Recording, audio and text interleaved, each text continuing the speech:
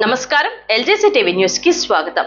YCP ఆరోపణలు నిరూపిస్తే తాను ఎమ్మెల్యే మంత్రి పదవికి రాజీనామా చేస్తానని, నిరూపించలేకపోతే పులివెందుల ఎమ్మెల్యే పదవికి రాజీనామా చేస్తారా అంటూ బీసీ సంక్షేమ శాఖ మంత్రి ఎస్ సవిత జగన్ కు సవాల్ విసిరారు.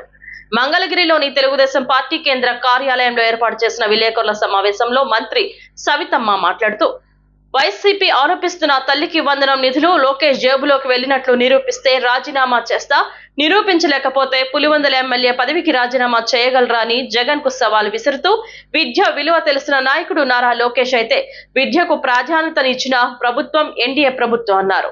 ఎన్నికల సమయంలో ముఖ్యమంత్రి చంద్రబాబు ఇచ్చిన హామీ మేరకు ఇంట్లో ఎంతమంది పిల్లలుంటే అంతమందికి అమ్మఒడి ఇచ్చి మాట నిలబెట్టుకున్నారు. విద్యార్థుల తల్లిదండ్రులు ఆనందంగా ఉన్నారు. 67,27,164 మందికి తల్లికి వందనం అందజేశాం.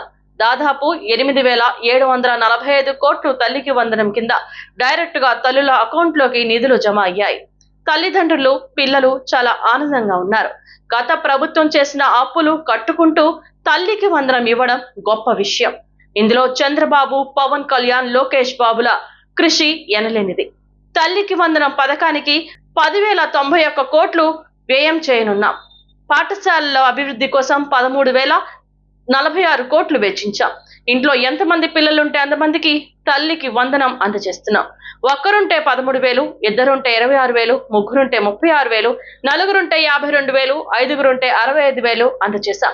ఒక కుటుంబంలో ముగ్గురు ఆడబిడ్డలున్నారు. వారికి తల్లికి వందనం అందడంతో పత్రికాముఖంగా వారు ప్రభుత్వానికి కృతజ్ఞతలు తెలిపారు.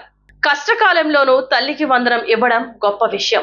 ప్రస్తుతం ఇస్తున్న తల్లికి వందనం భావితరాల విద్యార్థుల మంచి భవిష్యత్తుకు తోడ్పడుతుందని మంత్రి సవితమ్మ ఆశాభావం వ్యక్తం చేశారు.